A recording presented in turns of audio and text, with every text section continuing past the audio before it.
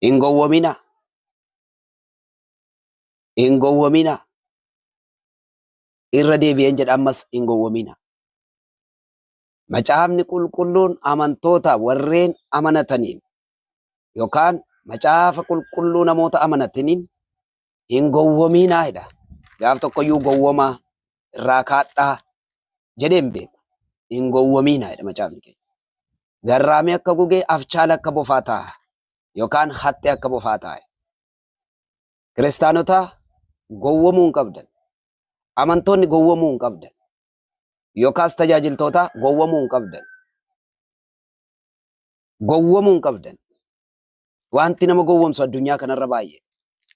Wanti nama sossobu addunyaa kanarra baay'ee. Kanaaf hin gowwominaadha dubbii Waaqayyo. Qorontoo isaa duraa boqonnaa 15 lakkoofsa 33 irratti hin gowwominaa jedha dubbii Waaqayyo. Hin gowwominaa jedha. Dubbii Waaqayyo kun Phaawulos keessaan warra Qorontositti dubbatan. Warra Qorontosiin Phaawulos maal jedha dubbii Waaqayyo kana isaanitti yeroo dubbatu hin gowwominaa. Maaliif isa jedhu itti sittanii yeroo laaltan hiriyyaa gadheen amala gaarii mancaasaa. Amala gaarii, qajeelummaa, yaada sirrii, yaada namatti tolu, yaada Waaqayyotti tolu, amala Waaqayyoon gammachiisu, amala nama gammachiisu sana mancaasee amala garbiraa nama keessa kaa'uu waan danda'uuf hiriyyaan gadheen amala gaarii mancaasaa jedheetu Phaawulos warra Qorontositti dubbata. Warra Qorontos keessatti hiriyyaa gadhee kan godhatan jiraachuu danda'u. Baroota sana keessa hiriyyaa gadhee hiriyoonfatanii namoota amalli isaanii manca'e hin dhibani.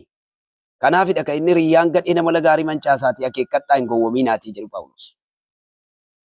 Obboleessa ko, obboleettii ko, amantoota namoonni guri keessan kana dhaga'u raawwattaniiyyuu hiriyyaa gadheen michoonfatina.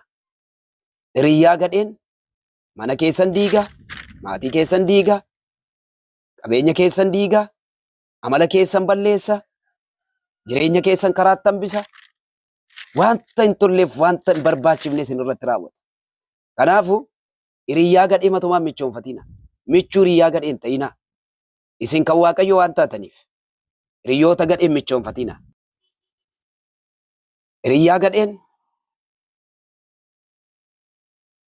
yaada keessan jallisa. Kanaaf maal ittiin jedha? Yaada keessan qajeelfadhaadha lakkoofsa 34 irratti. Cubbuutti qabattanii hin jiraatinaa, cubbuutti qabamtanii hin jiraatinaa.